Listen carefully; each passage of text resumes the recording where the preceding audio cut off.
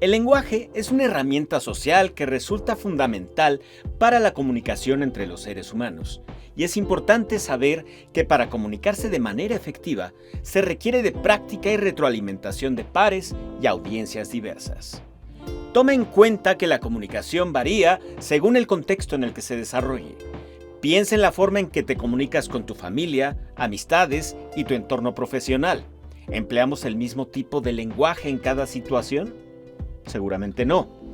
Algunas familias utilizan motes o apodos de cariño que no necesariamente usarías con la persona directora de tu trabajo, ¿cierto? Entonces, un tono adecuado va a depender del tipo de comunicación que se establezca, el contenido del mensaje o la situación en la que se dé. Una parte importante de la comunicación es el ritmo al que hablamos. Tiene una función comunicativa en el componente emotivo del lenguaje, es decir, podemos dar a entender diferentes cosas dependiendo del lugar en donde ponemos ciertas pausas en una oración. No es lo mismo "no me gusta mi trabajo" que "no, me gusta mi trabajo".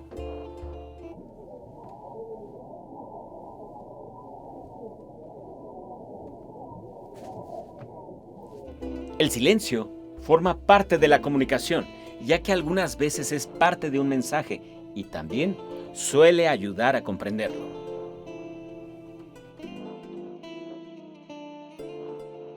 No siempre es posible presentar el mismo mensaje ante diferentes audiencias.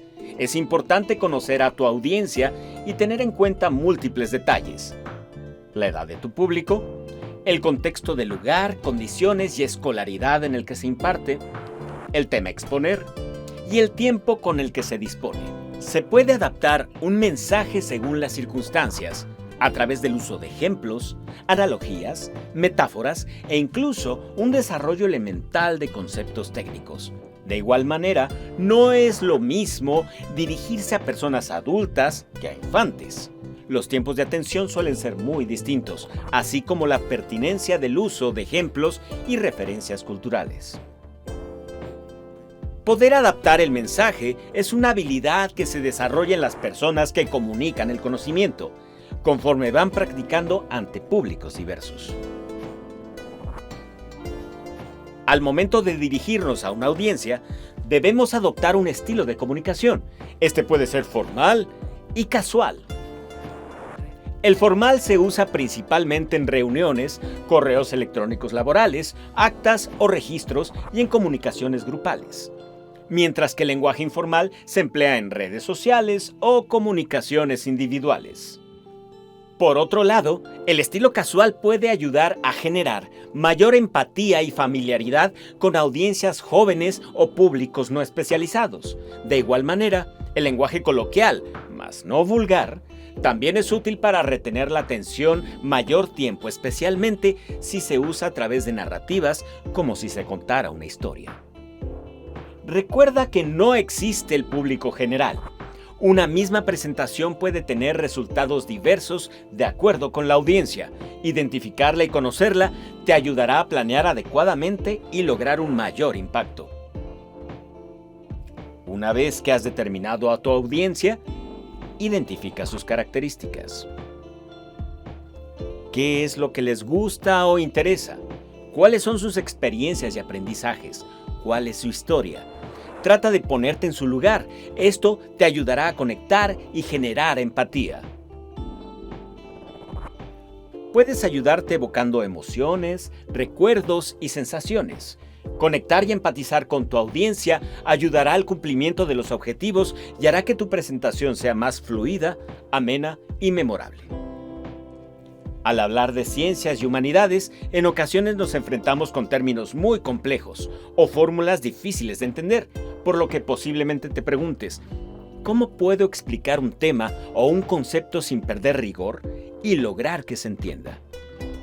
Una herramienta muy poderosa es la analogía, o sea, explicar lo mismo en otras palabras. Esto nos ayuda a visualizar los conceptos o fórmulas en un plano más cercano a nuestra audiencia y a través de un vocabulario sencillo. Te damos un ejemplo.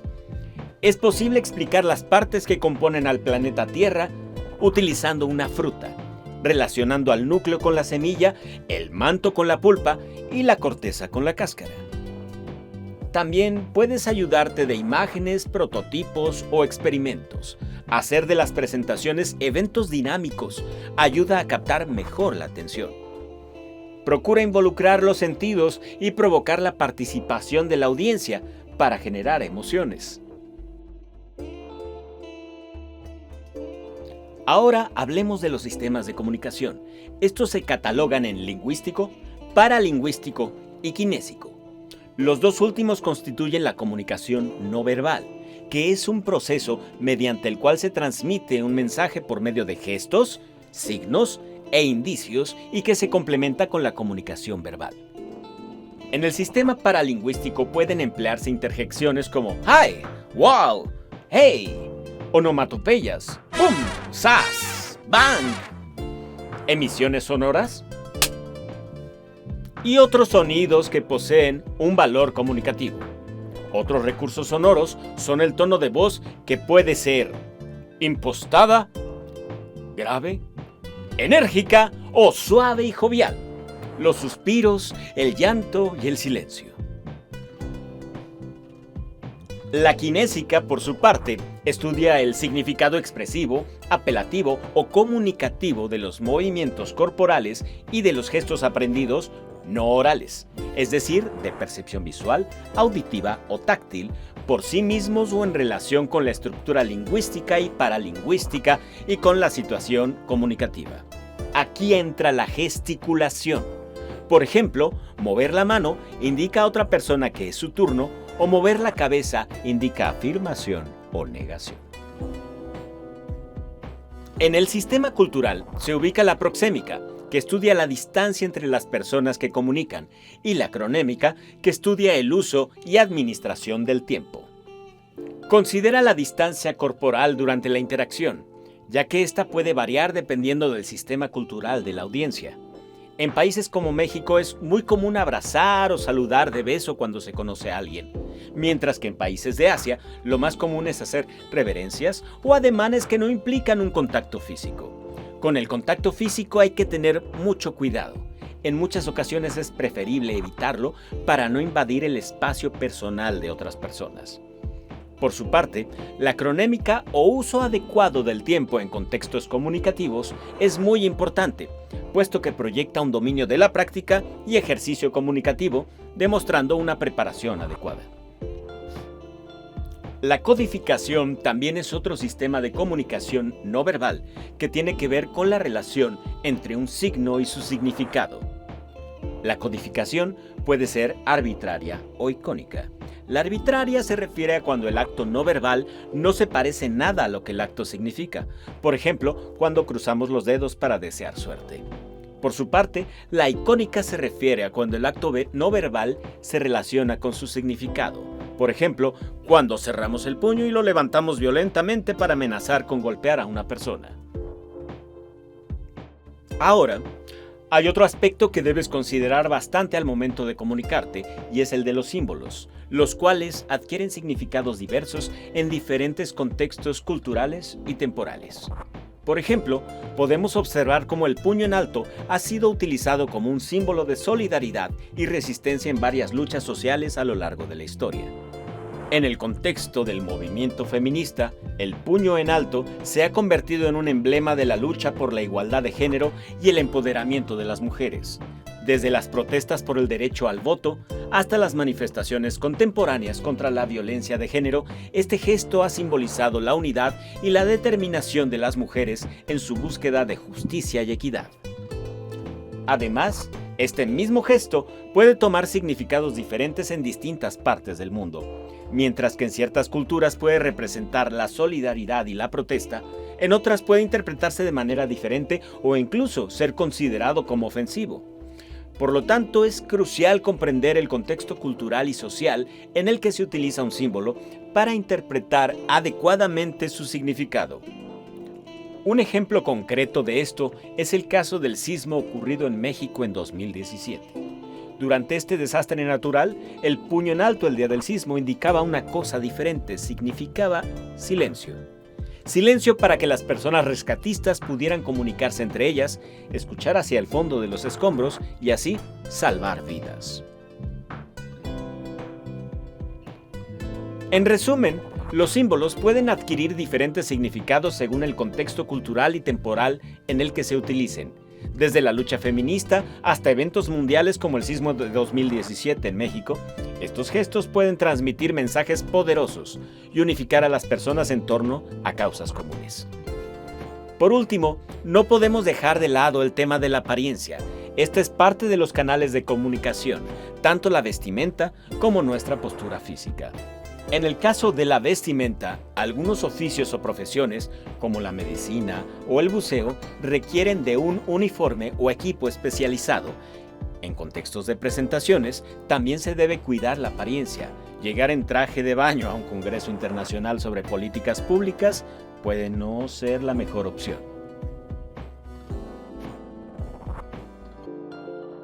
Bien, ahora hablemos del humor.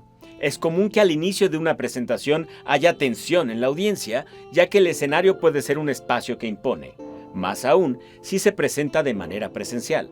Recursos como el humor funcionan para que la audiencia se sienta más cercana y cómoda con la persona que realiza la presentación, o si es una presentación muy formal y sientes que estás perdiendo la atención, el uso del humor es una buena estrategia para recuperarla.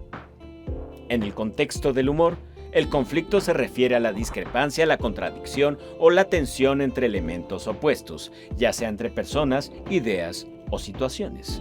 Este conflicto puede surgir de diferencias culturales, malentendidos, situaciones vergonzosas o simplemente la naturaleza contradictoria de la vida humana.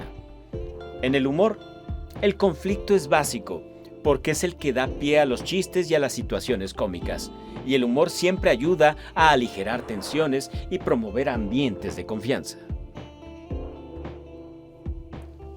El conflicto es la chispa que enciende la risa. El conflicto surge cuando hay algo extraño, gracioso o inesperado. Entonces, no olvides que el humor nos ayuda a relajarnos y a sentirnos más cómodos entre nosotros, porque reírse es de las cosas que nos hace sentir más cercanos. Eso sí, ten en cuenta el tiempo y la sensibilidad de las personas. Definitivamente no es buena idea ocupar 10 minutos de chistes en una presentación de 15 minutos. Mucho menos lo es hacer chistes de temas delicados, pues estos podrían herir o incomodar a algunas personas.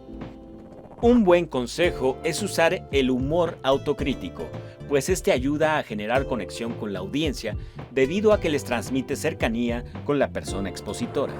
En general, el humor autocrítico derriba las barreras entre el emisor y el receptor, pues crea un ambiente de confianza.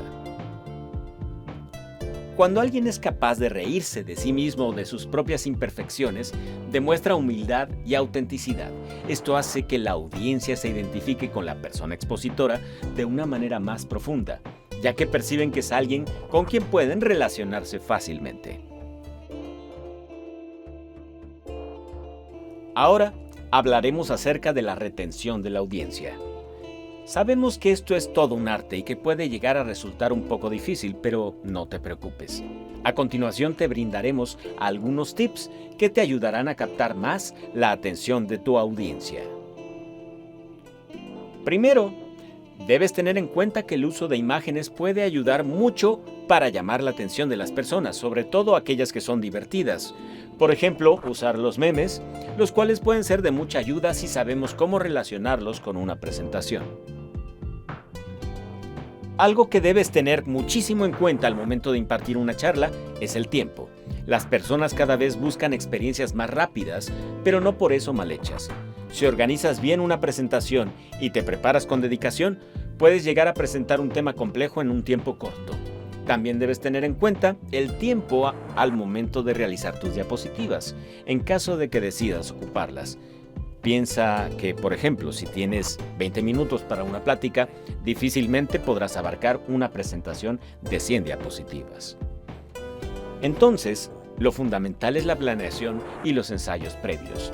Mientras más practiques, más confianza obtendrás y con el paso del tiempo podrás calcular los tiempos de manera sencilla y podrás decidir con rapidez qué información es relevante y cuál no. Hablando de la práctica, puede ser de mucha ayuda grabarte, verte al espejo o practicar con personas de tu confianza. Esto te permitirá ir mejorando la entonación, los gestos, las muletillas y la dicción. Ahora, cuando das una buena presentación, es casi un hecho que algunas personas querrán saber más del tema y te harán preguntas. Para esto, debes determinar la duración del tiempo que dedicarás a responder estas preguntas. Lo más recomendable es no exceder 10 minutos, pero esto también estará determinado por el contexto de la presentación. Y si de plano sientes que el tiempo de preguntas y respuestas se está excediendo, es mejor que facilites un medio de contacto para continuar con la charla en otro lugar o espacio. Por cierto, cuando contestes a las preguntas del público, asegúrate de jamás dar respuestas falsas o tendenciosas. Es perfectamente válido decir "no sé". También es importante que comprendas bien lo que te preguntan. Trata de comprender el contexto en el que te están formulando una pregunta. Si tú no sabes la respuesta, no te preocupes, puede que alguien del público sí, y eso genere un diálogo fructífero. Siempre es beneficioso fomentar un diálogo con la audiencia. Y nunca minimices una pregunta. Eso desalienta a otras personas a preguntar. También agradece siempre la formulación de las preguntas. Siempre es agradable que haya personas dispuestas a aprender. De igual manera, recuerda a la audiencia que en la ciencia no existen respuestas absolutas y que el conocimiento está sujeto a cambios e interpretaciones. Tampoco olvides aceptar las críticas constructivas. Estas te ayudarán a mejorar y podrás hacer un mejor trabajo comunicativo. En resumen, te proporcionamos los siguientes consejos. Muestra empatía. Afirma el pensamiento crítico. Evita ridiculizar. Si te enfocas en ganar un debate, hay mayor probabilidad de ser rechazado en automático. Y sobre todo, prepárate. Practica, muestra pasión y no menosprecies al público. Verás que poco a poco te será más fácil retener la atención de tu audiencia. Otro aspecto importante que debemos abordar es cómo tratar con personas en tu público con afinidad a las teorías de conspiración. Estas teorías a menudo sugieren una conexión directa entre la intención y la consecuencia de ciertas acciones, generando una narrativa que desafía la versión oficial de los eventos. Las teorías de conspiración comparten varias características distintivas. En primer lugar, suelen ser contradictorias, mostrando una tendencia a desconfiar de la versión oficial, incluso cuando existen contradicciones evidentes. Además, suelen estar envueltas en sospechas extremas, rechazando cualquier información que no se ajuste a la narrativa de la conspiración. Otra característica clave es la atribución de intenciones malévolas a las personas involucradas en la conspiración, asumiendo que nunca actúan con buenas intenciones. Esta perspectiva puede llevar a aquellos que respaldan las teorías de conspiración a sentirse y presentarse como víctimas de persecución sistemática. Las teorías de conspiración tienden a ser herméticas y cerradas, resistiendo cualquier evidencia que contradiga su narrativa. Incluso cuando se presenten pruebas sólidas en su contra, aquellos que las sostienen suelen aferrarse a sus creencias, reinterpretando los eventos para que encajen en la conspiración. ¿Por qué estas teorías son tan atractivas para algunas personas? Proporcionan explicaciones simples para eventos complejos y desconcertantes, brindando una sensación de seguridad en tiempos de incertidumbre. Además, las teorías de conspiración a menudo desafían las narrativas convencionales. Es importante abordar estas teorías con escepticismo y analizar críticamente la evidencia disponible, evitando caer en la trampa de la desinformación y el pensamiento conspiracionista sin fundamento. Por ejemplo, algunas personas sostienen la teoría de que el alunizaje fue un montaje elaborado por el gobierno de Estados Unidos, argumentando que las imágenes y videos presentados como evidencia fueron falsificados. A pesar de las numerosas pruebas científicas que respaldan el alunizaje, aquellos que creen en esta teoría continúan aferrándose a la idea de que fue una farsa. Oye, pero entonces, ¿por qué en los videos del alunizaje la bandera ondea si ahí no hay atmósfera? Bueno, la bandera que se colocó en la Luna durante la misión Apolo 11 no ondea debido al viento, ya que en el espacio no hay atmósfera significativa que pueda causar movimiento en la tela de la bandera. En cambio, la bandera ondea debido a que la NASA ideó un sistema de sujeción horizontal para evitar que la bandera se desplegara bruscamente. Sin embargo, durante la misión Apolo 11, este sistema de sujeción horizontal se trabó, lo que causó arrugas en la bandera. Estas arrugas, combinadas con el movimiento al instalar la bandera, dieron la ilusión de movimiento en las fotografías del evento. Recuerda, como lo mencionamos anteriormente, no debes descalificar las preguntas del público. Al contrario, ofrece argumentos de manera respetuosa. En conclusión, es importante entender que las teorías de conspiración pueden surgir por diversas razones, pero no deben ser descalificadas sin una evaluación crítica y objetiva. Es fundamental abordarlas con escepticismo informado, analizando la evidencia disponible y fomentando un diálogo constructivo que promueva el pensamiento crítico y la búsqueda de la verdad.